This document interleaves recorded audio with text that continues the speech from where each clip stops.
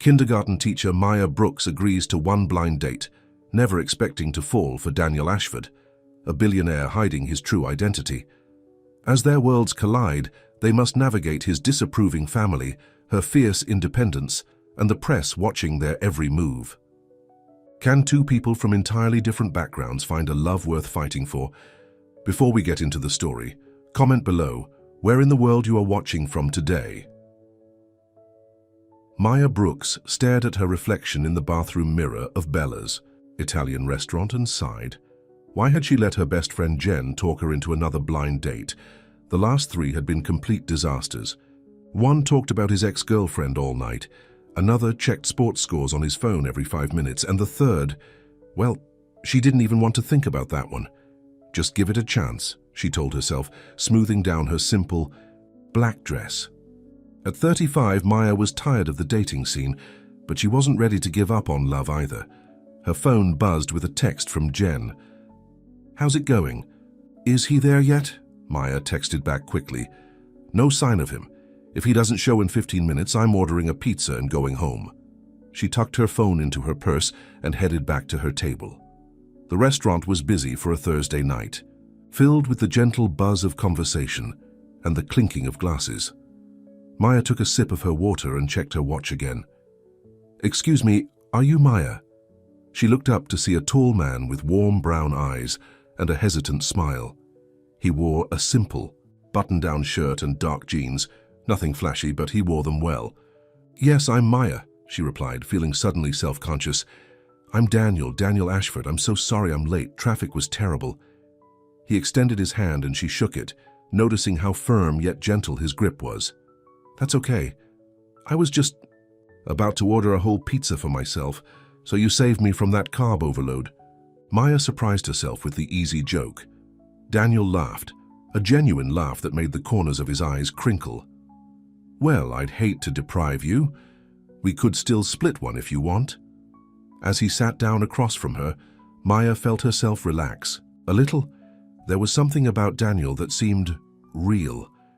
Unlike the other men Jen had set her up with, he didn't immediately start talking about himself or his job or his car.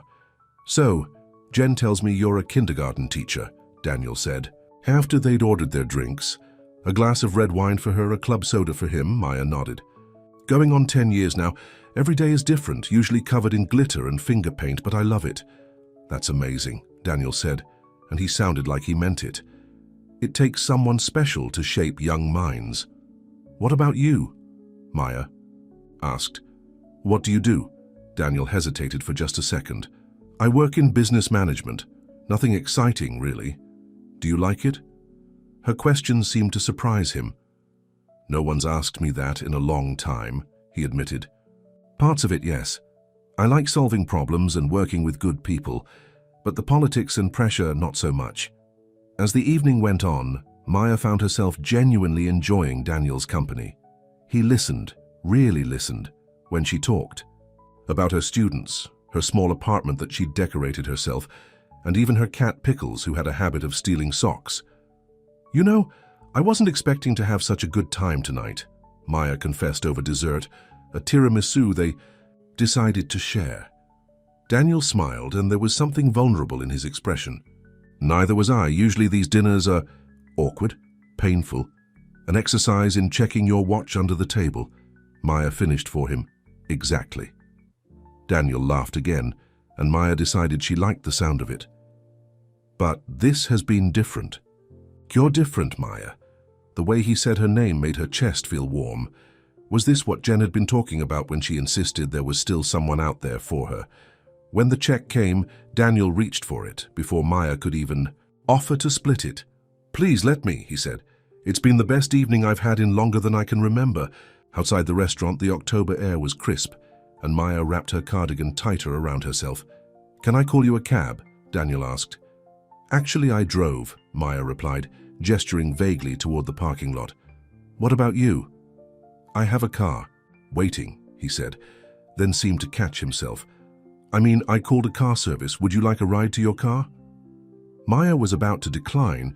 She never got into cars with men she'd just met, even ones as seemingly nice as Daniel, when a sleek, Blacktown car pulled up to the curb. The driver stepped out and nodded at Daniel. "Mr. Ashford." Daniel winced slightly. "Thanks, Tom. Just give us a minute." Maya looked at Daniel with new curiosity. A car service with a driver who knew him by name? "Business management must pay pretty well," she said lightly. Daniel ran a hand through his hair, looking uncomfortable for the first time all night.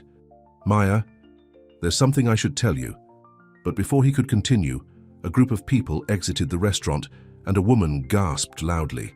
"Oh my God, that's Daniel Ashford. Daniel Ashford III. Daniel closed his eyes briefly as if bracing himself. "The Daniel Ashford? The billionaire?" another voice said. Maya felt like the ground was shifting beneath her feet. "Billionaire?" She looked at Daniel, his expensive watch, which she had assumed was a good knockoff, his perfectly tailored, simple clothes, the waiting car. "You're not just in business management, are you?" she asked quietly. Daniel looked at her, his eyes pleading. "Maya, I can explain. I just wanted one night where someone saw me, not my family name or my bank account." The group from the restaurant had pulled out their phones and were taking pictures. The driver, Tom, stepped forward protectively. "Sir, we should go." Daniel didn't move. "Maya, please, come with me. Let me explain properly, away from all this." Maya felt dizzy. Her quiet evening with a seemingly normal guy had turned into something from a movie. "I don't know, Daniel. I don't even know who you really are." "Yes, you do," he insisted. "Everything I told you about myself was true. I just left out the parts that usually make people treat me differently." Maya looked at his waiting car, at the people still staring and whispering, then back at Daniel's face, the same face that had laughed with her and listened to her stories about finger-painting disasters and Pickles the sock thief. "1 hour," she said finally. "You get 1 hour to explain." Relief washed over Daniel's face. "Thank you," he said simply, opening the car door for her. As she slid into the luxurious leather seat, Maya wondered what she was getting herself into. The car pulled away from the curb, leaving the Gawkers behind. "Where are we going?" Maya asked, noticing they weren't heading toward the parking lot where her old Honda was parked. "Somewhere quiet where we can talk," Daniel said. "I know a place. By the waterfront. If that's okay?" Maya nodded, still trying to process this revelation. Daniel Ashford III. Even she, who barely kept up with business news, recognized the name. The Ashford family owned one of the largest investment firms in the country, with holdings in everything from real estate to technology. And she'd just spent the evening sharing tiramisu with the heir to it all. "I should have told you," Daniel said, breaking the silence. "But then tonight wouldn't have happened." "You don't know that," Maya replied. "I do know that, because it's never happened before." There was such sadness in his voice that Maya couldn't help but feel for him, despite her confusion and the sense of betrayal creeping in. The car turned into a small secluded area with a view of the harbor. Tom parked and discreetly stepped out, giving them privacy. "I've never met anyone like you, Maya," Daniel said, turning to face her. "When Jen described you, I thought this would be just another setup my sister arranged to get me out there again." "Wait, Jen knows your sister?" Daniel nodded. "Angela Ashford. They met at a charity function for the Children's Hospital last year. When Angela heard Jen had a friend who was genuine and down to earth, she immediately wanted to set us up." Maya's head was spinning. Her best friend had set her up with a billionaire and hadn't thought to mention that minor detail. "And Jen agreed not to tell me who you were?" "I asked her not to.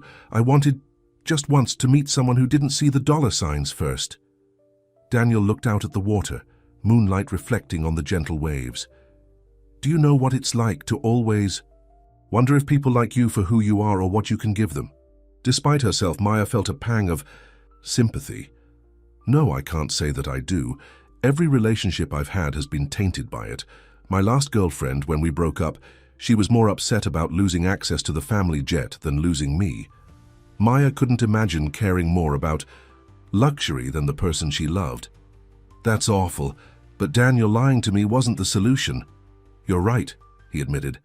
I liked the way you looked at me, like I was just a guy, not a bank account."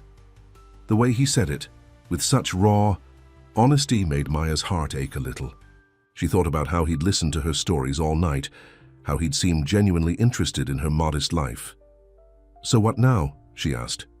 "You've had your normal evening. Mystery solved. I'm just a kindergarten teacher with a sock-stealing cat." Daniel turned to her, his eyes serious. "Now I'd like to ask you to dinner again, but this time with all my cards on the table. Daniel, we live in different worlds, do we? You teach children to be kind, to share, to grow. I run a company that, at its heart, is about helping businesses grow. Is that so different?" Maya couldn't help but smile at his optimism. "I think there are a few zeros different in our bank accounts. Money doesn't define me, Maya. At least I don't want it to."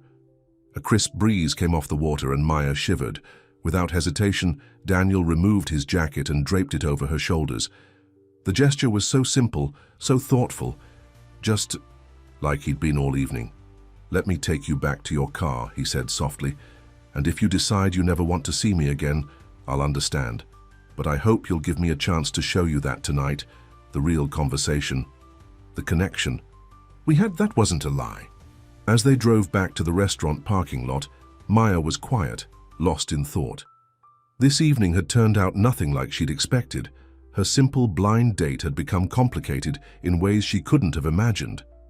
When they reached her car, Daniel walked her to the driver's side door. "Thank you for tonight, Maya, whatever you decide." Maya looked up at him. Billionaire or not, there was something in his eyes that seemed genuine, almost vulnerable. "I need some time to think," she said honestly. Daniel nodded. "Of course." He took a business card from his wallet and wrote something on the back. "My personal number, not my assistant's, not my office, just me." As she took the card, their fingers brushed, and Maya felt that same spark she'd felt when they shook hands hours earlier. "Good night, Daniel," she said, unlocking her car. "Good night, Maya." She drove away, watching him stand there in her rearview mirror until she turned the corner. Her phone buzzed with a text from Jen. "So, how was it?" Maya shook her head, not even knowing where to begin. Her quiet life had just collided with a world of wealth and privilege she'd never imagined entering.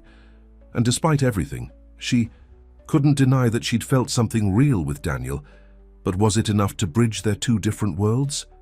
When Maya got home, Pickles greeted her with a meow and promptly dropped a stolen sock at her feet.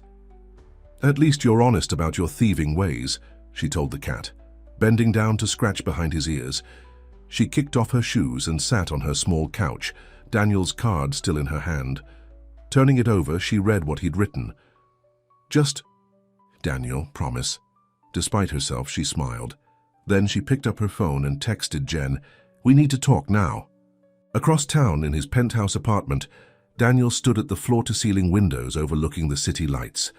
For the first time in years, he'd connected with someone who saw him as just a man, not a fortune.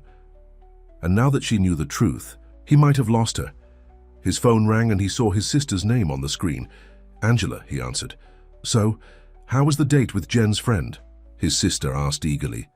Daniel watched a plane's lights cross the night sky and thought of Maya's smile, her honesty, the way she'd looked at him before she knew who he was. "I think I just met the most real person in my life," he said quietly. "And I might have ruined it before it even began." "Oh, Danny," Angela sighed. "What did you do?"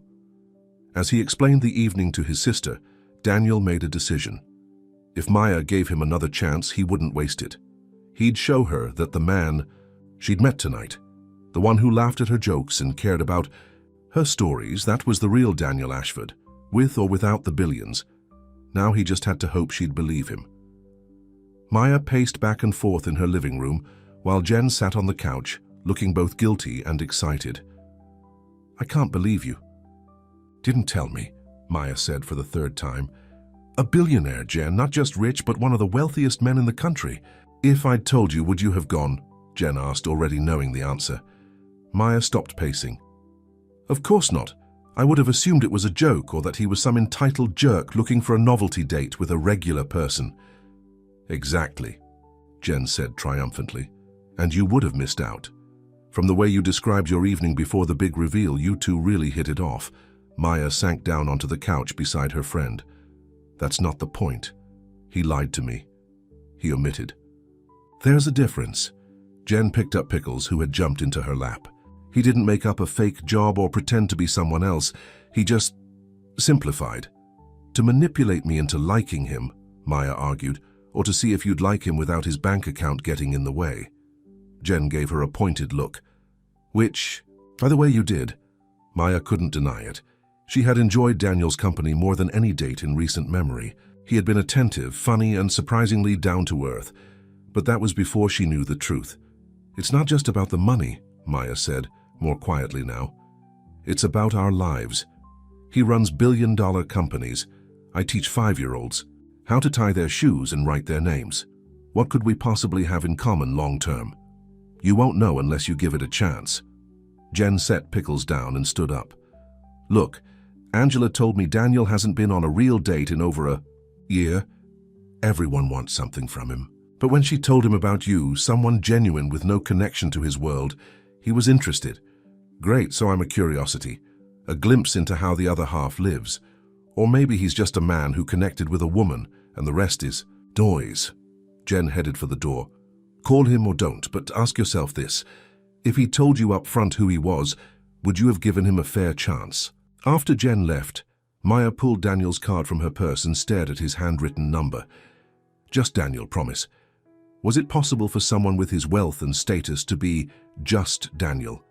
Could she be just Maya to him, without her modest lifestyle becoming a source of fascination or worse, pity? She didn't call him that night, or the next day. But on Saturday morning, as she was grading papers at her favorite coffee shop, her phone buzzed with a text from an unknown number. Maya, it's Daniel. I hope it's okay that I got your number from Jen. I understand if you don't want to talk, but I'd like to explain properly. No fancy restaurants, no cars with drivers, just me. Maya stared at the message, her coffee cooling beside her. Part of her wanted to ignore it, to return to her uncomplicated life, but another part, the part that had laughed with him over dinner, that had felt that unexpected connection, made her type a response. Coffee shop on the corner of Maple and 5th. I'm here now if you want to talk. She pressed send before she could change her mind, then immediately regretted it. She wasn't prepared to see him. Her hair was in a messy bun, she wore no makeup, and her old jeans and sweater were a far cry from the dress she'd worn to dinner. 20 minutes later, just as she had convinced herself he wouldn't show up, the bell over the door jingled. Daniel walked in wearing jeans, a simple grey sweater, and a baseball cap pulled low over his eyes. He scanned the room, and when his gaze landed on Maya, his face lit up with a smile that made her heart skip. You came, she said as he approached. Her table. Of course I did. He gestured to the empty chair across from her. May I? Maya nodded, suddenly nervous. In the daylight, without the soft lighting of the restaurant, Daniel was even more handsome, and that didn't help her resolve. To keep things strictly platonic. Thank you for meeting me, he said after ordering a black coffee from the waitress. I know I didn't make the best second impression. First impressions matter, Maya replied, and your first impression was based on a partial truth. Daniel accepted this with a nod. You're right, and I'm sorry. I'm not going to make excuses, but I would like to explain. The waitress brought his coffee, and Daniel thanked her with a warm smile that made the young woman blush. Maya noticed how he seemed completely unaware of the effect he had on people. I've been Daniel Ashford III all my life, he began after the waitress left. My grandfather built the company from nothing. My father expanded it, and now I'm supposed to take it to the next level, whatever that means. Sounds like a lot of pressure, Maya admitted. It is, but that's not why I didn't tell you about my background. Daniel looked down at his coffee. The thing is, when people know who I am, they change. They either want something from me or they assume I'm not interested in their lives because they seem small in comparison to mine. And you wanted to see if I'd treat you differently, Maya finished for him. Yes, and you didn't. You talked to me like a person, not a portfolio. You told me about your students and your cat and your apartment, and you actually wanted to know if I liked my job. Daniel leaned forward. Do you know how rare that is? Despite herself, Maya felt her resolve weakening.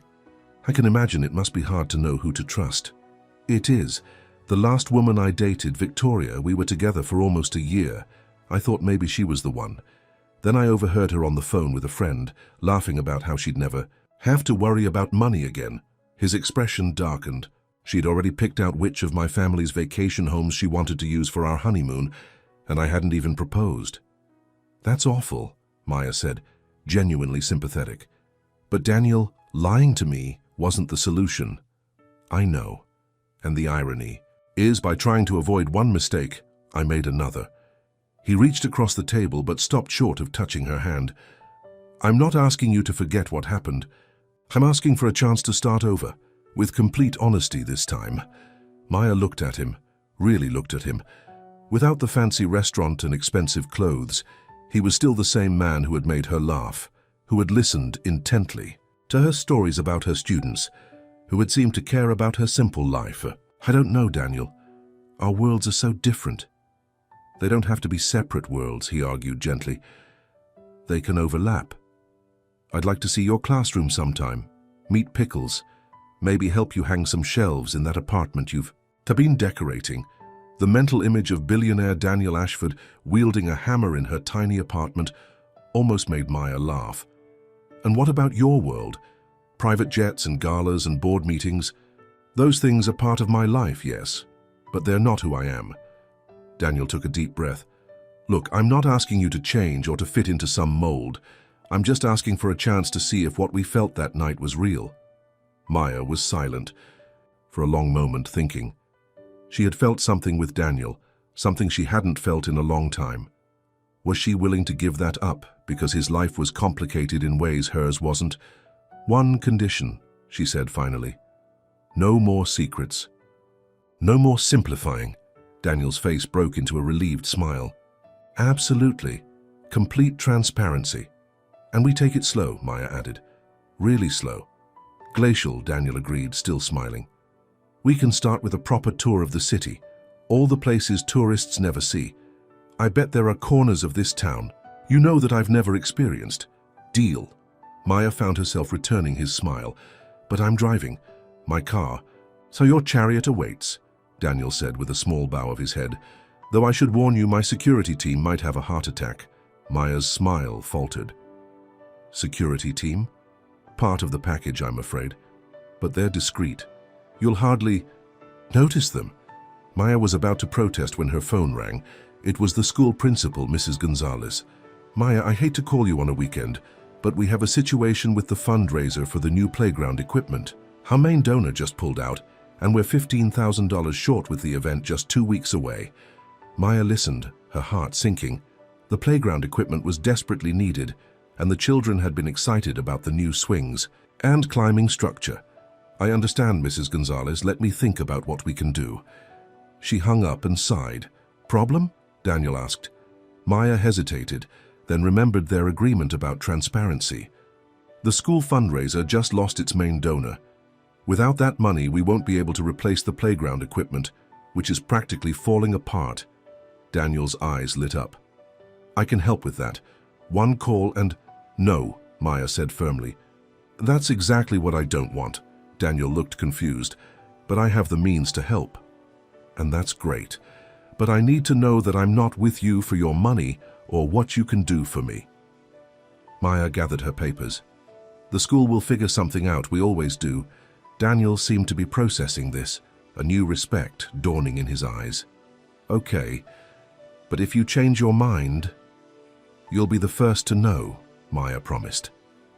She stood up. Now, are you ready for the authentic Maya Brooks City tour? Prepare to see some very non-touristy spots. As they left the coffee shop together, Maya was aware of a black SUV that pulled out behind them, keeping a discreet distance. Daniel's security, no doubt. This new reality would take some getting used to. Their day together was surprisingly normal, despite the shadow of the security team. Maya showed Daniel her favorite bookstore, a hidden garden in the middle of the city, and a hole-in-the-wall taco place where the owner greeted her by name. Miguel, this is my friend Daniel, she said, deliberately avoiding his last name. The old man shook Daniel's hand warmly. Any friend of Maya's is family here. Sit. I'll bring you my special. As they ate the best tacos Daniel had ever tasted, he watched Maya chat with Miguel in Spanish, laughing at something the old man said. You speak Spanish? Daniel asked when Miguel went back to the kitchen. Maya nodded. Many of my students are from Spanish-speaking families. It helps to be able to communicate with them and their parents. You're full of surprises, Maya Brooks. So, are you Daniel Ashford? I didn't expect a billionaire to be so normal. Daniel grinned. I try. After lunch, they walked through a small park where a group of Maya's former students recognized her and ran over, hugging her legs and talking. All at once. Miss Brooks, are you coming to the playground thing? Mum says they're going to build a new one. Maya knelt down to their level. I hope so, sweetie. We're working on it. The children noticed Daniel standing beside her. Is that your boyfriend, Miss Brooks? A little girl asked, giggling. Maya blushed. This is my friend Daniel. He's really tall, another child observed solemnly. Daniel crouched down to their height. Now I'm not so tall, am I? The children laughed, and soon Daniel was involved in an impromptu game of tag while Maya watched, a smile playing on her lips. Seeing him run around with the kids, his designer shoes getting scuffed in the dirt, his deep laugh echoing across the playground, Maya felt something shift inside her. Later, as the sun began to set, they sat on a bench overlooking the river. Thank you for today, Daniel said quietly, for showing me your world. It's nothing special, Maya replied. That's where you're wrong, Daniel turned to look at her. The way Miguel treats you like family, how those kids lit up when they saw you. That's what real wealth looks like, Maya. The sincerity in his voice touched her. Maybe there was more to Daniel Ashford than his family name and fortune. Maybe there was a chance for them after all. So what happens now? She asked. Now I'd like to take you to dinner, a real second date. No secrets this time. Before Maya could answer, her phone buzzed with another call from Mrs. Gonzalez. I'm sorry, I need to take this, she said, standing up and walking a few paces away. Maya, we've had another donor pull out, her principal said, sounding stressed. I don't know how we're going to make this work. As Maya listened to the growing problems with the fundraiser, she noticed Daniel had stepped away too, speaking quietly into his own phone. When they both finished their calls, there was a new tension in the air. Everything okay? Daniel asked. Not really. The fundraiser is falling apart. And you? Daniel hesitated. Family business. Nothing that can't wait. Maya sensed there was more to it, but she didn't press. I should get home. I have lesson plans to finish for Monday. Of course. Daniel walked her back to her car. About that dinner. Let me check. I schedule and get back to you, Maya said, suddenly feeling the weight of their different lives. Her worried about school fundraisers and lesson plans. Him with family business that probably involved millions of dollars. I understand. Daniel looked disappointed, but didn't push. Can I call you tomorrow? Maya nodded, then, on impulse, stood on tiptoe and kissed his cheek. Thank you for today, Daniel. It was real. As she drove away, Maya couldn't help but wonder if real was enough when their lives were so different. Could a kindergarten teacher and a billionaire CEO really find common ground? Meanwhile, Daniel watched her car disappear around the corner, his security team waiting patiently behind him. He touched his cheek where Maya had kissed him, a smile spreading across his face. His phone rang again, his sister Angela. Danny, where have you been? The Tokyo deal is falling apart, and Father is furious that you weren't at the emergency board meeting. Daniel's smile faded. Angela, I can't talk about this now. What's going on with you? Ever since that date with the teacher, her name is Maya, Daniel said firmly, and she's shown me more honesty and integrity in 2 days than I've seen in our entire social circle in years. Angela was quiet for a moment. You really like her, don't you? Yes, Daniel admitted, but our worlds are so different. I don't know if we can make it work. If anyone can figure it out, it's you, Danny. But right now, you need to deal with Father and the board. They're talking about pushing you out if you don't show more commitment. Daniel's jaw tightened. For years, he'd been the perfect son, the responsible heir, putting the company above everything else. But now, for the first time, someone felt more important. Tell them I'll be there in an hour, he said finally. As his driver took him back to Ashford Tower, Daniel made a decision. He wouldn't let his family's expectations or his own wealth come between him and Maya. Somehow, he would find a way to balance both worlds. But as he entered the sleek glass building where generations of Ashfords had built their empire, Daniel couldn't shake the feeling that choosing between his family legacy and his chance at real happiness might not be so simple after all. Monday. Morning arrived with the usual chaos of 25 kindergartners bursting with weekend stories. Maya moved from table to table, helping little hands with safety scissors and glue sticks. Despite her focus on her students, her mind kept drifting to Daniel. He had called yesterday as promised, and they had talked for over an hour. He'd made her laugh with stories about his first attempts at cooking. The fire department was very understanding and listened intently as she vented about the fundraiser problems. By the end of the call, they had agreed to have dinner at her apartment on Wednesday. Her cooking, her rules. "Miss Brooks, someone's at the door," announced Lily, one of her more observant students. Maya looked up to see Mrs. Gonzalez standing in the doorway with an unfamiliar man in a suit. "Class, please continue your art projects. I'll be right back." Stepping into the hallway, Maya smiled at her principal. "Mrs. Gonzalez, is everything okay?" "More than okay," the older woman beamed. "This is Mr. Harrison from the Carson Foundation. They're interested in helping with our playground fundraiser." The man extended his hand. "Ms. Brooks, your principal tells me you're the heart and soul of this project. We'd like to discuss making a significant contribution." Maya shook his hand, surprised but grateful. "That's wonderful news. The children will be thrilled." "Their board was very impressed with the proposal," Mrs. Gonzalez added. "They reached out to us this morning." Maya felt a twinge of suspicion. The timing seemed too perfect after her conversations with Daniel. "That's quite a coincidence." Mr. Harrison's professional smile didn't waver. "The foundation has a particular interest in underfunded schools. Your project fits our mission perfectly." After he left, promising to send over the paperwork, Maya pulled out her phone and texted Daniel, "Did you have anything to do with the Carson Foundation suddenly wanting to fund our playground?" His response came minutes later. "I may have mentioned your school to someone who mentioned it to someone else. No strings, no Ashford name attached. Promise." Maya stared at the text, conflicted. On one hand, she'd made it clear she didn't want his financial help. On the other hand, the playground wasn't for her. It was for the children. She typed back, "We'll talk about this Wednesday."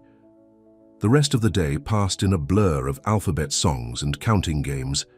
When the last child had been picked up, Maya sat at her desk, trying to sort through her feelings. Was she being too proud by resisting Daniel's help? Or was she right to establish boundaries early in their relationship? Her phone buzzed with another text from Daniel. "I respect your independence, but helping others is part of who I am too. See you Wednesday. I like garlic, by the way, and chocolate, not together." Despite herself, Maya smiled. Wednesday evening, Maya rushed around her small apartment, straightening pillows and checking on the lasagna in the oven. Pickles watched from his perch on the bookshelf, tail swishing with judgment. "Don't look at me like that," she told the cat. "It's just dinner." The doorbell rang exactly at 7. Maya took a deep breath, smoothed down her casual dress, and opened the door. Daniel stood there holding a bouquet of wildflowers and a bottle of wine. He'd dressed down in jeans and a sweater, though Maya suspected both cost more than her monthly rent. "These reminded me of you," he said, handing her the flowers. Simple but beautiful. Maya felt her cheeks warm as she accepted them. "Thank you." "Come in. It's not what you're used to, I'm sure." Daniel stepped inside, taking in her modest apartment with its mismatched furniture, overflowing bookshelves, and walls covered with framed children's artwork. "It's perfect," he said, and sounded like he meant it. "It feels like a home." "Well, it's my home, Pickles and mine." As if on cue, the cat sauntered over to investigate the visitor. Daniel crouched down, offering his hand to the suspicious feline. "Hello, Pickles, I've heard a lot about you." To Maya's surprise, Pickles sniffed Daniel's fingers, then rubbed against his hand, purring loudly. "Traitor," she muttered. "He usually hides from strangers. I've been told I have a way with difficult personalities." Daniel stood up, grinning. "My CFO is essentially a human version of a grumpy cat." Maya laughed, feeling herself relax. She took the wine to the kitchen, with Daniel following. "Can I help with anything?" he asked. "You can open the wine while—" I finished the salad. They worked side by side in her tiny kitchen, moving around each other with surprising ease. When Daniel reached past her for the wine glasses, his hand brushed her waist, sending a small shiver up her spine. Over dinner, they talked about everything and nothing. Her students' latest antics, a book they'd both read, his childhood dream, of becoming an astronaut. "What stopped you?" Maya asked. "Your family could have afforded to send you to space as a tourist by now." Daniel's expression turned thoughtful. "Family expectations mostly. The Ashford heir doesn't get to indulge in personal dreams. The business always comes first." "That sounds restrictive."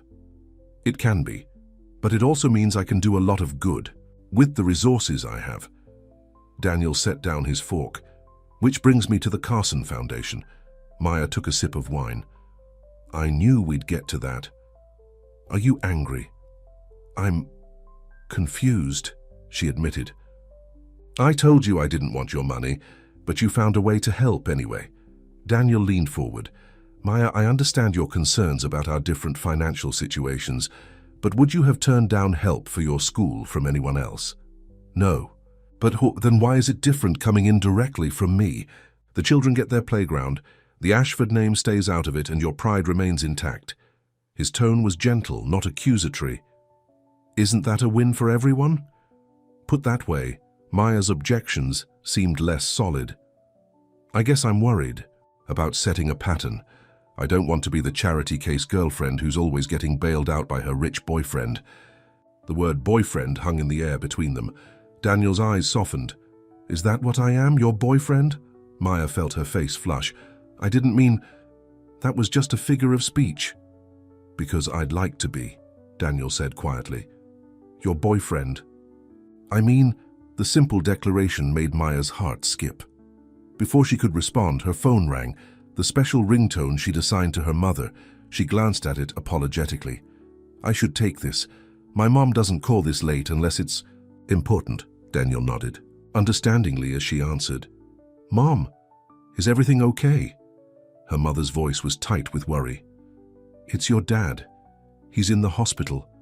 They think it might be his heart." Maya felt the blood drain from her face. "Which hospital?" "I'll be right there." When she hung up, Daniel was already on his feet, concern etched across his features. "What's wrong?" "My dad's in the hospital. Possible heart attack." Maya's hands trembled as she grabbed her purse. "I need to go. I'll drive you," Daniel said firmly. "You're too upset to get behind the wheel." Maya didn't argue. Minutes later, they were in Daniel's car, his driver navigating quickly but safely through the evening traffic. Daniel held her hand the entire way, his thumb rubbing soothing circles on her skin. At the hospital, they found Maya's mother in the waiting room, her face pale with worry. "Maya." She stood, embracing her daughter before noticing Daniel hovering behind her. "Oh, I didn't realize you had company." "Mom, this is Daniel. Daniel, my mother, Ellen Brooks." Daniel stepped forward, taking Ellen's hand warmly. "I wish we were meeting under better circumstances, Mrs. Brooks. How is your husband?" "They're still running tests." Ellen glanced between them curiously, but didn't ask questions. "The doctor should be out soon." They sat together in the harsh, fluorescent lighting of the waiting room. Maya held her mother's hand, while Daniel quietly made calls, arranging for coffee and sandwiches to be delivered for everyone in the waiting area. When the doctor finally appeared, Maya and her mother stood anxiously. "Mrs. Brooks, your husband is stable. It wasn't a heart attack, but we did find a significant blockage that needs to be addressed. We'd like to schedule him for a procedure as soon as possible." Ellen visibly sagged with relief. "Can we see him?" "Yes. But just for a few minutes, he needs rest." As they followed the doctor, Maya turned to Daniel. "You don't have to stay. This could take hours." "I'm not going anywhere," he said with quiet determination. "Unless you want me to." Maya felt a rush of gratitude. "Thank you." Her father looked smaller somehow in the hospital bed, attached to beeping monitors, but his smile was the same when he saw Maya. "There's my girl," he said, his voice weaker than usual. "Sorry to frighten you." Maya kissed his cheek, blinking, back tears. Don't you dare apologize, you just focus on getting better. After a brief visit, the nurse ushered them out, insisting Mr. Brooks needed rest. In the hallway, Ellen pulled Maya aside. The doctor mentioned the procedure is only partially covered by our insurance. With the deductible and everything else, it's going to be close to $30,000. Maya felt her stomach drop. Don't worry about that now, Mom. We'll figure it out. Your father and I have some savings, but with the house repairs last. Yeah, Ellen looked exhausted. I just don't know where we're going to find that kind of money quickly. Maya hugged her mother. We'll work it out, I promise. When they returned to the waiting area, Daniel was speaking quietly on his phone but hung up when he saw them. How is he? Stable, but he needs a procedure, Maya explained, deliberately not mentioning the financial concerns. Daniel seemed to read something in her expression. Is there anything I can do to help? You've already done so much just being here, Maya assured him, though her mind was racing with calculations about her savings, whether she could take a second job, if she could sell her car. Ellen insisted on staying overnight with her husband, so Daniel drove Maya back to her apartment. They rode in silence for a while, Maya gazing out the window at the city lights. Maya, Daniel said eventually, I know that look. You're worried about more than just your father's health. She considered brushing it off, but remembered their promise of honesty. The procedure he needs, it's expensive.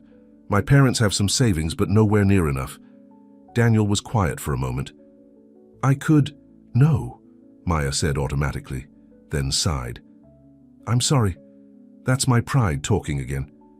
It's not pride to want to take care of your own family. Daniel reached for her hand.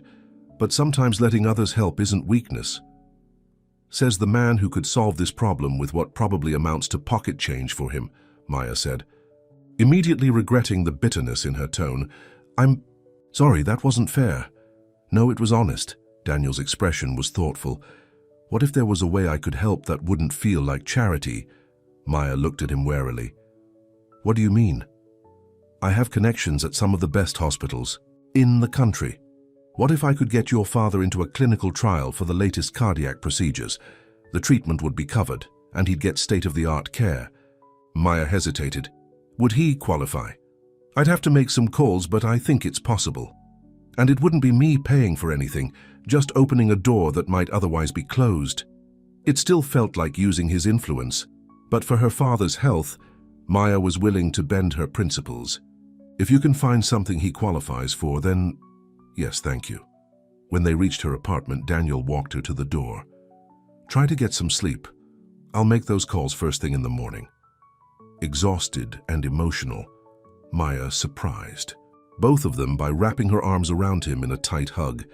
Daniel held her close, one hand gently stroking her hair. It's going to be okay, he murmured against the top of her head. Maya looked up at him, struck by the genuine concern in his eyes. Without overthinking it, she rose on tiptoe and pressed her lips to his. The kiss was gentle, a whisper of connection. In the midst of a stressful night, when they pulled apart, Daniel cupped her face with one hand, his thumb brushing her cheek. I've wanted to do that since our first date, he admitted. Even before you knew I was a simple kindergarten teacher, she asked, a hint of vulnerability in her question, especially then. His smile was warm, reassuring. Get some rest, Maya. I'll call you tomorrow with news about the clinical trial. After he left, Maya leaned against her closed door, touched her lips and let out a long breath. Despite the fear for her father, despite the complicated reality of dating someone from such a different world, she couldn't deny that Daniel Ashford was becoming important to her. True to his word, Daniel called the next morning before Maya had even finished her first cup of coffee. Good news, he said, sounding energized despite the early hour. I spoke with Dr. Sharma at Memorial Heart Center. They're running a trial on a new, minimally invasive procedure that's perfect for your father's condition. If he's interested, they can see him today for an evaluation. Maya nearly dropped her phone. Today? Daniel, that's amazing. I can have a car pick up your parents and take them to the appointment. Dr. Sharma is expecting them. I don't know how to thank you, Maya said, her voice thick with emotion. You don't need to thank me. Just let me know how it goes. By that afternoon, Maya's father had been evaluated, accepted into the trial and scheduled for the procedure the following week. The relief on her mother's face was worth any pride Maya might have had to swallow. Over the next few days, Maya and Daniel fell into a new rhythm. He respected her need to focus on her father, sending thoughtful text messages rather than demanding her time. One day, flowers appeared in her classroom with a note that simply read, "Your students said yellow was your favorite color. D." When the day of her father's procedure arrived, Maya was surprised to find Daniel in the waiting room, laptop open as he worked remotely. "You didn't have to come," she said, sitting beside him. He closed his laptop. "I wanted to be here for you." Maya was about to thank him when she noticed a newspaper on the table nearby, its business section featuring a large photo of Daniel with the headline, "Ashford is absent amid crucial merger talks." Following her gaze, Daniel grimaced. "Don't worry about that, but it sounds important. Shouldn't you be at work? Some things are more important than mergers." The simplicity of his statement touched her deeply. Hours later, the doctor emerged with good news. The procedure had been a success. Maya's father would need to rest, but his prognosis was excellent. As they celebrated this news with coffee, in the hospital cafeteria, Daniel's phone rang repeatedly. After the fifth call, he apologized and stepped away to answer. Maya could tell from his tense posture and clipped responses that something was wrong. When he returned, his expression was troubled. "I hate to do this, but I need to go to the office. There's a situation that requires my immediate attention." "Of course," Maya said. "Go, my dad's going to be fine, and that's thanks to you." Daniel hesitated. "There's something else you should know. The board is meeting tonight to discuss my future with the company. My father and some of the other members feel I've been distracted lately." The implication was clear, distracted by her. "Is your job in danger?" "Let's just say I need to make some things very clear to my father and the board." Daniel touched her arm. "This isn't your concern, Maya. I'll handle it." As he prepared to leave, Maya stopped him. "Daniel, I don't want to come between you and your family business." "You're not." His eyes held hers steadily. "But I do need to find a better balance. I've let my father dictate my life for too long." After he left, Maya sat with her mother by her father's bedside, her thoughts torn between gratitude for Daniel's help and worry about the complications she was bringing to his life. "He seems like a good man," her mother said unexpectedly. "You're Daniel." Maya looked up, surprised. "He is, but his world is so different from ours." Ellen Brooks patted her daughter's hand. "Maybe that's not such a bad thing. Your father and I have had a wonderful life, but it's been a struggle at times. If you find someone who cares about you and happens to make life a little easier, there's no shame in that. It's not about the money, Mom, of course it's not. But pretending it doesn't matter at all isn't realistic either." Her mother's gaze was knowing. "Just be honest with yourself about what you really want, sweetheart." That evening, after making sure her father was comfortable and her mother had everything she needed, Maya returned to her apartment. She was feeding Pickles when her phone buzzed with a text from Daniel. "Board meeting over. Need to see you. Can I come by?" Maya quickly responded, "Of course. Is everything okay? I'll explain when I see you." 30 minutes later, Daniel knocked on her door. When she opened it, she was shocked by his appearance. His tie was loosened, his normally perfect hair disheveled, as if he'd been running his hands through it repeatedly. "What happened?" she asked, ushering him inside. Daniel sank onto her couch, looking more vulnerable than she'd ever seen him. "I just had the fight of my life with my father." In front of the entire board, Maya sat beside him, concern washing over her. "About me. About everything. About how I want to run the company. About my priorities. About my life." He took her hand. "Yes, you came up. My father seems to think you're some kind of gold digger who's distracting me from my responsibilities." Maya flinched. "Oh." "I set him straight," Daniel said firmly. "I told him that meeting you has made me reevaluate what's truly important. And that includes how we run Ashford Enterprises. We have the resources to do real good in the world, not just make more money for people who already have too much." "How did that go over?"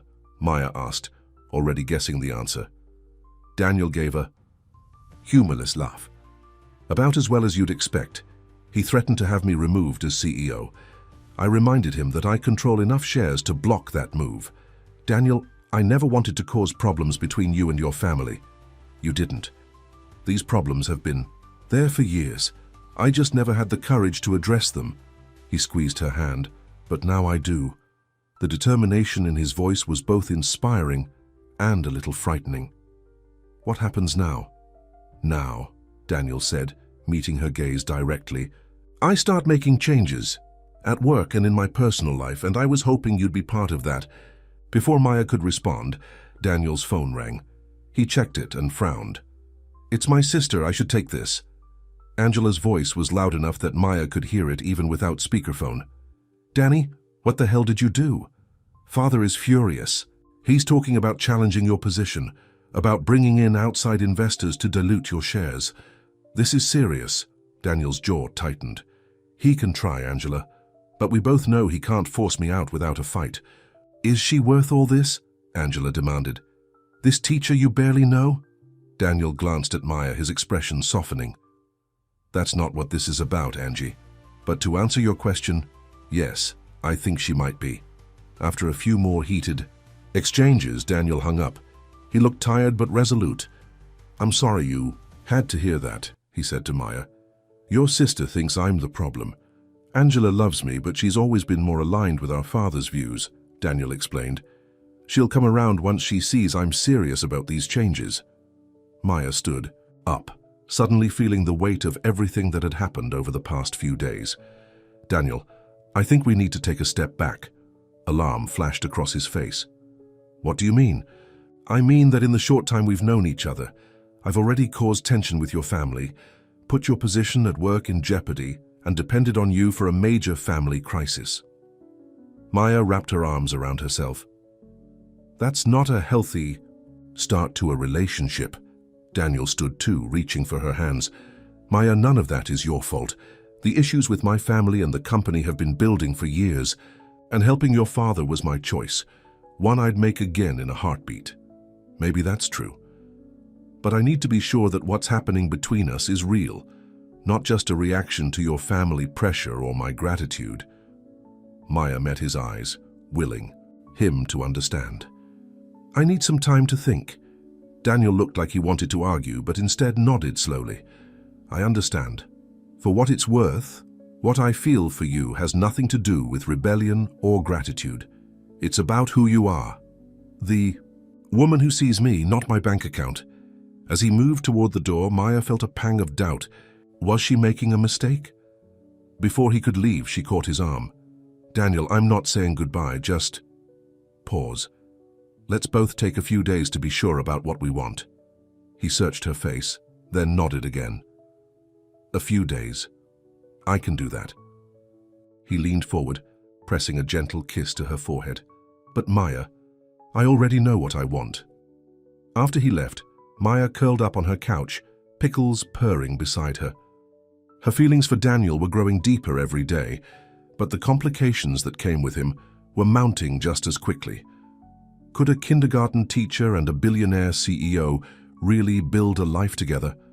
Or were they just delaying the inevitable heartbreak that came from trying to bridge two different worlds? As she drifted off to sleep, Maya couldn't help wondering what price they would both ultimately pay for falling in love. 3 days passed without a word from Daniel. Maya threw herself into her work, spending extra hours at the school and visiting her father at the hospital each evening. He was recovering well, already complaining about the bland food and asking when he could go home. The doctor says maybe tomorrow, Maya told him, arranging the flowers she'd brought in a vase by his bed. But you have to promise to take it easy. I know, her father grumbled good-naturedly. He studied her face. You seem distracted, sweetheart. Everything okay with that young man of yours? Maya busied herself with the flowers. Daniel's not my young man, it's complicated. Because he's rich? Her father asked bluntly. That's part of it. Maya Brooks, I raised you better than to judge someone based on their bank account, he said, his tone gently scolding. It's not that, Dad. Maya sighed, sitting on the edge of the bed. His world comes with expectations, and pressures I never imagined. His family doesn't approve of me. His board of directors thinks I'm a distraction. Every newspaper wants to know about his mystery woman. It's a lot. Her father took her hand. Life is always going to throw complications at you, honey. The question is whether what you're building together is worth working through them. Before Maya could respond, her phone buzzed with a text. She expected it to be Jen, who had been checking in regularly, but instead saw Daniel's name. I've respected your need for space, but I miss you. The school fundraiser is tomorrow night. May I see you there? No pressure, just a chance to talk. Maya stared at the message, a mix of emotions washing over her. She had missed him too, more than she wanted to admit. That him? Her father asked, nodding at her phone. Maya nodded. He wants to see me at the school fundraiser tomorrow. And what do you want? It was a simple question, but one that Maya had been avoiding for days. What did she want?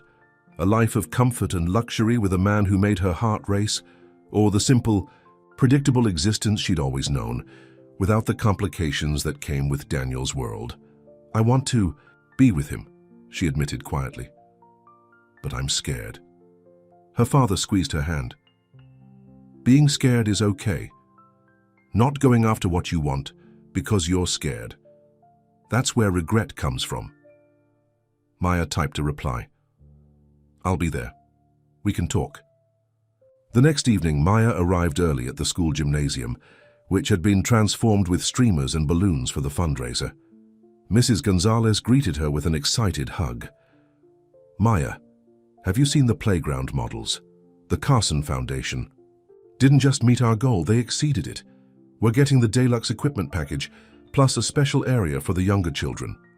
Maya smiled, genuinely pleased but still wondering how much influence Daniel had exerted behind the scenes. That's wonderful news. As she helped arrange the silent auction items, Maya kept glancing toward the door. The event was scheduled to start at 7, and by 7:30 there was still no sign of Daniel.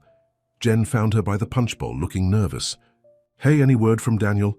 Maya shook her head. Not since his text yesterday. I'm sure he'll be here, Jen assured her, though she looked worried too. Angela called me earlier. She said things have been intense at Ashford Enterprises. How intense? Maya asked, concern growing. I don't know the details, but it sounded like some kind of showdown with the board. Maya's stomach knotted. Had Daniel's relationship with her cost him his position? Just as she was about to call him, a commotion at the entrance caught her attention. Daniel walked in, looking tired but determined. He wore a simple suit without a tie, and his normally perfect hair was slightly disheveled. But what made Maya's breath catch was the determined look in his eyes as he scanned the room for her. When their gazes met, everything else seemed to fade away. He moved toward her, weaving through clusters of parents and teachers. You came, Maya said when he reached her. I said I would. Daniel's voice was warm but strained. Sorry I'm late. Things have been eventful. Before Maya could ask what he meant, Mrs. Gonzalez approached them, beaming. Mr. Ashford, what an unexpected honor. We're so grateful for the Carson Foundation's support. Daniel shook her hand politely. The foundation was happy to help. Your school is doing important work. As Mrs. Gonzalez continued to express her gratitude, Maya noticed whispers spreading through the room. People were pointing and staring, some taking pictures with their phones. Daniel, she murmured, everyone's looking at us. Let them.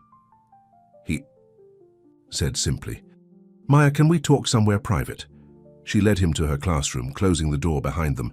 The room looked different in the evening light, the small chairs and colorful artwork creating a stark contrast to Daniel's powerful presence. What's going on? Maya asked. Jen said something about a showdown with your board.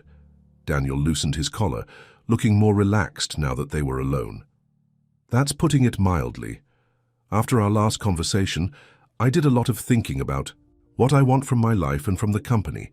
And what did you decide? That I'm done letting my father's vision dictate my future. There was newfound confidence in his voice. Yesterday, I presented a new direction for Ashford Enterprises to the board, one that emphasizes ethical investments, community development, and sustainable practices. Maya's eyes widened. How did they react? My father was furious. He called A bleeding heart nonsense, and accused me of trying to dismantle his legacy. Daniel's expression hardened briefly. But what he doesn't understand is that I'm trying to build something that will last beyond quarterly profits. Something meaningful. And the board? Maya asked. Split. Some support my vision. Others are loyal to my father. Daniel reached for her hands. But here's the thing, Maya. I realized I don't care either way. If they want to remove me as CEO, so be it. Daniel, no. Your family business is just that. A business. His eyes were steady on hers. What I feel for you is something else. Entirely. Maya's heart raced. What are you saying? I'm saying that these past few days without you have been miserable. I'm saying that walking away from a billion-dollar company would be easier than walking away from what we could have together. Daniel's voice softened. I'm saying I love you, Maya Brooks, kindergarten teacher, cat owner, woman who sees me for who I am, not what I own.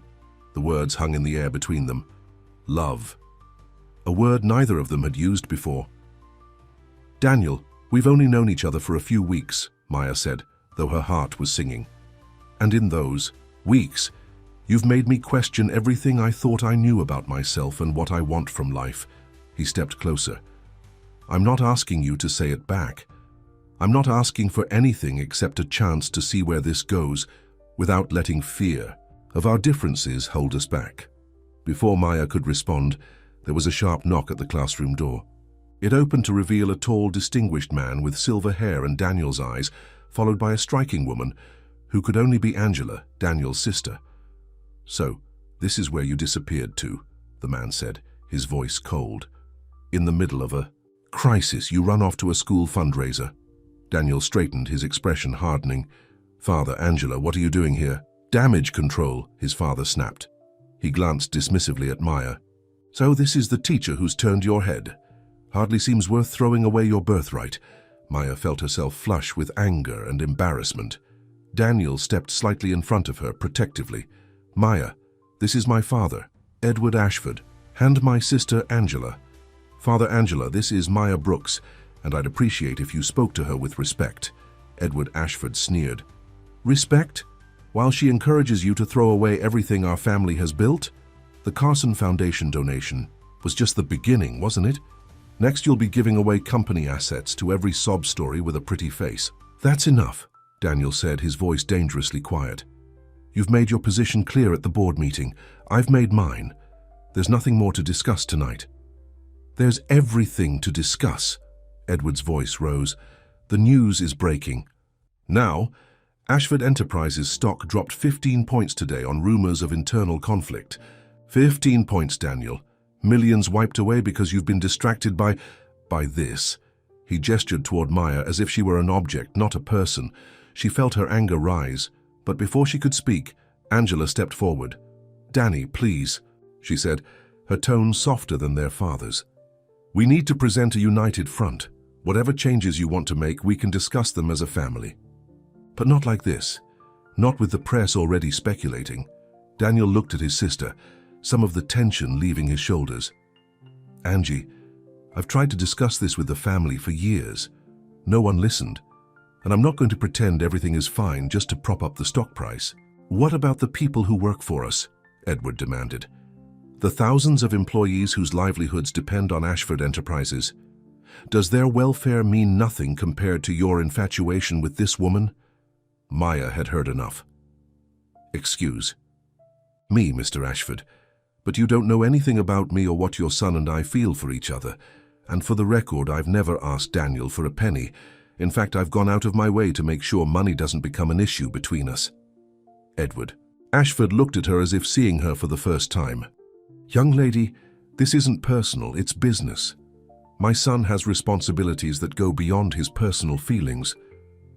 Maybe that's the problem, Maya replied steadily.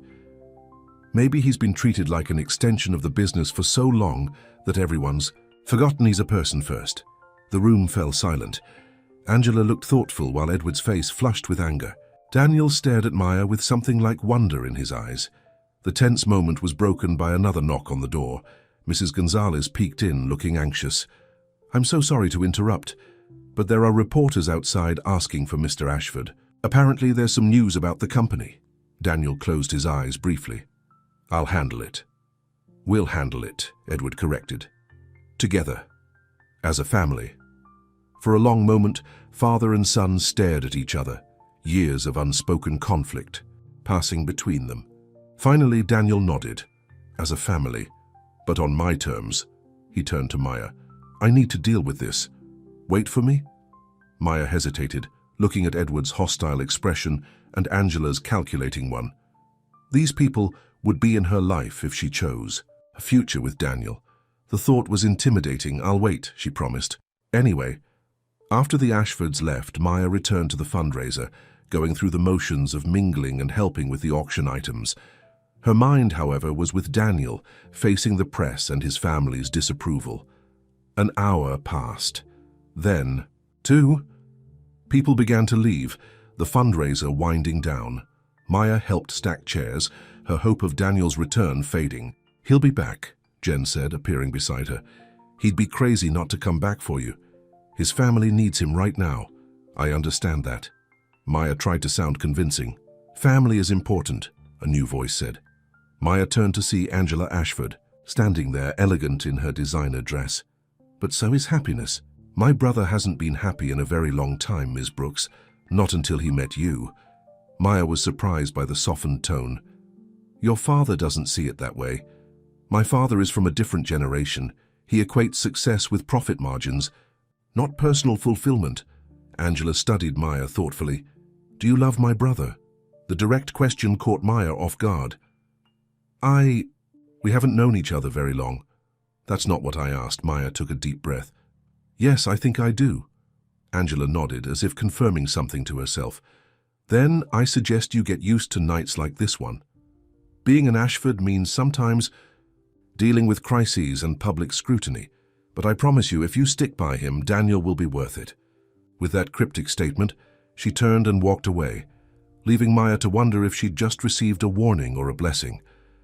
By the time the last decorations were taken down, Maya was exhausted. Mrs. Gonzalez insisted the fundraiser had been a success despite the commotion, with the silent auction raising additional funds for classroom supplies. You should go home and rest, Maya, the principal said kindly. And don't worry about the reporters. They left hours ago. Outside, the school parking lot was mostly empty. Maya walked to her car, fishing for her keys, when the sound of footsteps made her turn. Daniel approached, his tie completely gone now, his expression unreadable in the dim light. I thought you weren't coming back, Maya said softly. I'll always come back to you. He stopped in front of her. If you'll have me. What happened with the press? We issued a joint statement. My father agreed to support some of my proposed changes if I committed to staying on as CEO and working with the board on implementation timelines. Daniel ran a hand through his hair. It's not perfect, but it's a start. And your father? Still thinks I'm making a mistake with the teacher, Daniel admitted. But Angela surprised me. She told him he was being short-sighted and that you might be the best thing that's happened to the family in years. Maya raised her eyebrows. She said something similar to me earlier. Angela has always been more perceptive than most give her credit for. Daniel took Maya's hands in his. Maya, I meant what I said before we were interrupted. I love you. And I understand if you're not ready to say it back, or if all of this, he gestured vaguely, encompassing the evening's drama, is too much for you. But I had to tell you how I feel. In that moment, despite all the complications, despite the differences in their worlds, Maya knew what she wanted. The past weeks had shown her a side of life she'd never imagined, but more importantly, they'd shown her a man worth taking a chance on. I love you too, she said simply. The smile that broke across Daniel's face was like sunrise. Before she could say another word, he pulled her into his arms and kissed her, not the gentle, hesitant kiss they'd shared before, but one filled with promise and passion. When they finally pulled apart, both breathless, Daniel rested his forehead against hers. Does this mean you'll give us a real chance? No holding back because of our differences. It means I'm willing to try, Maya said honestly. It won't be easy. Your father hates me. The press will probably hound us, and I still don't know if I'll ever be comfortable in your world. Then we'll create our own world, Daniel said. One where I can help children get new playgrounds without hiding behind foundations. And you can teach me how to make mac and cheese without setting off smoke alarms." Maya laughed, feeling lighter than she had in days. "That sounds like a world worth building." "There's something else," Daniel said suddenly, looking nervous. "Something I want to show you. Will you come with me just for the weekend?" "Where?" "It's a surprise." His eyes sparkled with excitement. "Pack a bag. Casual clothes only." "Daniel, I can't just leave. I have school on Monday. And my dad is being released tomorrow morning and your mother has everything under control," Daniel said. "As for school, I already cleared it with Mrs. Gonzalez. She thinks you deserve a break after all your work on the fundraiser." Maya shook her head, amazed at his thoroughness. "You seem very confident that I'd say yes." "Hopeful, not confident," he corrected. "So, will you come?" Looking at his eager expression, Maya found she couldn't refuse. "All right, one weekend. No work talk, no family drama, no press." "Deal." Daniel sealed it with another kiss. "I'll pick you up tomorrow at noon." The next day, Maya was waiting outside her apartment building with a small suitcase when a car pulled up. Not the usual sleek town car with a driver, but a modest SUV with Daniel himself behind the wheel. "You drive?" she teased as he loaded. Her bag into the back. "I know, shocking," he grinned. "But where we're going, I prefer to drive myself." The journey took them out of the city and into the countryside. After 2 hours of comfortable conversation and singing along to the radio, Daniel turned onto a private road that wound through dense trees. "Daniel, where are we going?" Maya asked, for the dozenth time. "Almost there," he promised. The trees opened up to reveal a stunning view of a lake, and situated on its shores was a cabin. Not a rustic shack, but not an ostentatious mansion either. Just a beautiful, well-built home of wood and stone. "What is this place?" Maya asked as they parked. "My grandfather built it before Ashford Enterprises became what it is today," Daniel explained, leading her up the path. "He used to bring my father here fishing, and when I was a boy, my dad brought me too before the business consumed him." He unlocked the door, revealing a cozy interior with comfortable furniture, a stone fireplace, and large windows overlooking the water. "It's beautiful." Maya breathed, taking in the view. "The only place I've ever truly felt at peace," Daniel said. "No staff, no security, no press, just—" He gestured around. "This." "And you wanted to share it with me," Maya realized, touched by the significance. "I wanted you to see a part of my life that isn't about wealth or status." Daniel took her hands. "This cabin is in my name, not the company's. It's probably the only thing I own that's truly mine alone." "Until now," a voice said from the doorway. They turned to see Edward Ashford standing there, his expression unreadable. Daniel tensed. "Father, what are you doing here?" "Angela told me where you'd gone." Edward stepped into the cabin, his eyes moving from Daniel to Maya and back again. "I thought it was time we talked. Really talked." Maya began to back away. "I should give you two some privacy." "No, please stay, Ms. Brooks," Edward said, surprising both of them. "What I have to say concerns you too." An uncomfortable silence filled the room until Edward sighed, suddenly looking older, less imposing. "Daniel, watching you at that press conference yesterday, standing your ground, articulating your vision for the company's future, I saw something I haven't allowed myself to see before." "What's that?" Daniel asked warily. "That you're not just my son anymore. You're your own man." Edward moved to look out at the lake. "A better man than I've been, perhaps." Daniel's expression registered shock. "Father." "Let me finish." Edward held up a hand. "I've spent so long focused on building and protecting the Ashford legacy that I forgot why I was doing it in the first place. It was supposed to be for you and Angela, to give you opportunities I never had. But somewhere along the way, the business became more important than your happiness." He turned to face them again. "It took your willingness to walk away from everything for me to see that I've been wrong. Not about the business, I still believe in what we've built, but about what matters most." Edward's gaze shifted to Maya. "Ms. Brooks, I owe you an apology. I judged you unfairly, assumed the worst about your intentions." "Mr. Ashford," Maya began, "please call me Edward." He smiled slightly. "If you're going to be part of my son's life, we should be on a first-name basis." Daniel looked between his father and Maya, disbelief written across his features. "Are you saying you approve of our relationship?" "I'm saying I'm willing to try," Edward echoed Maya's words from the night before. "Angela seems quite taken with Ms.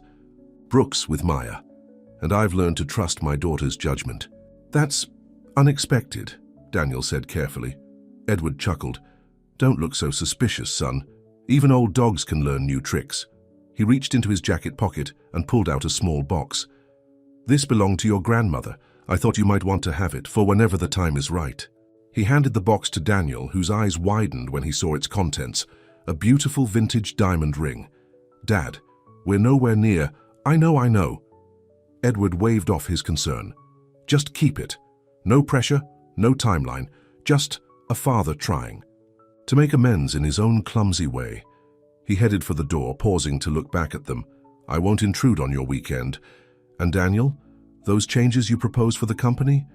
Let's discuss them properly next week. I think you might be on to something." After he left, Maya and Daniel stood in stunned silence. "Did that really just happen?" Maya finally asked.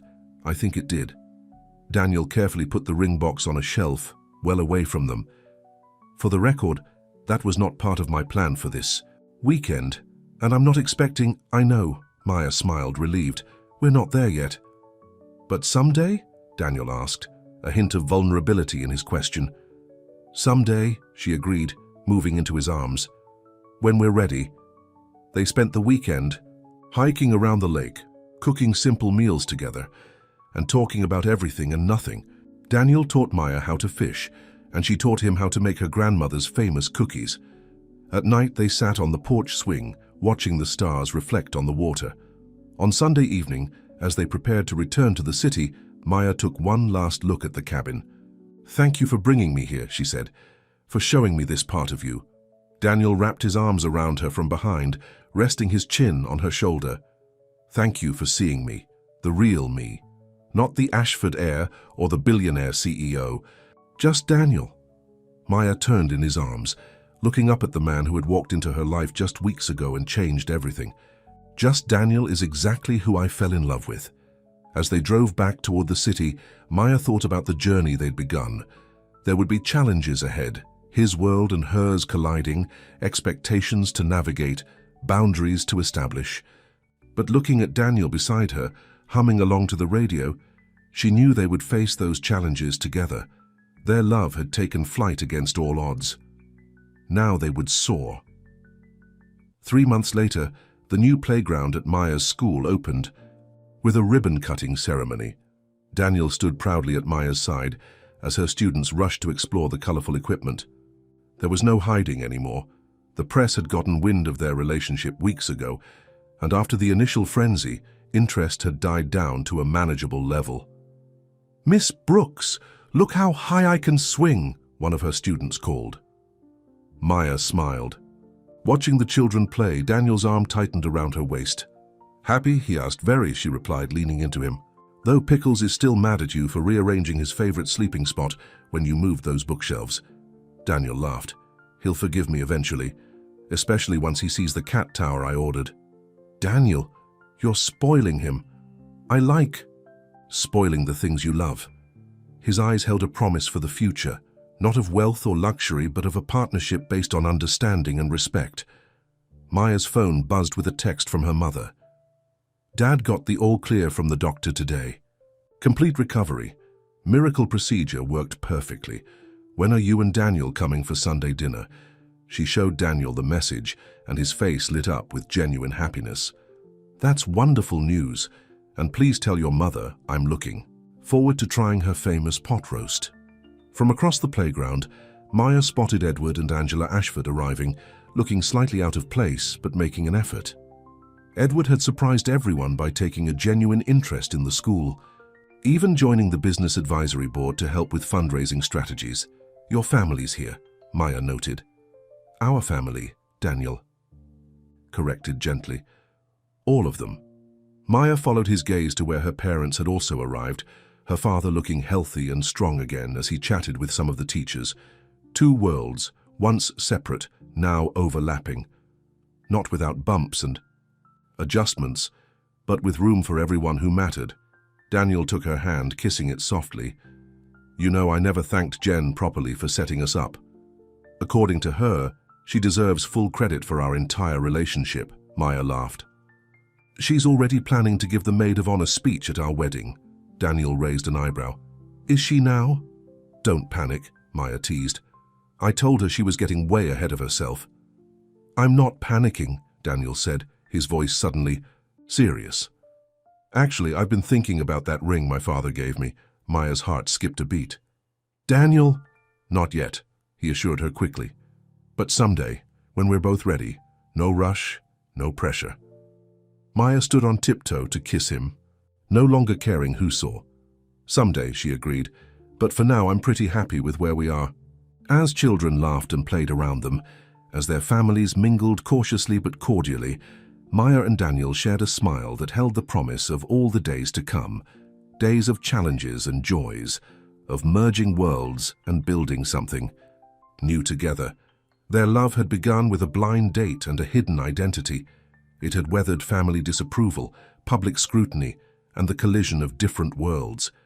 And now it was soaring, free and true, into the future they would create together. One day at a time.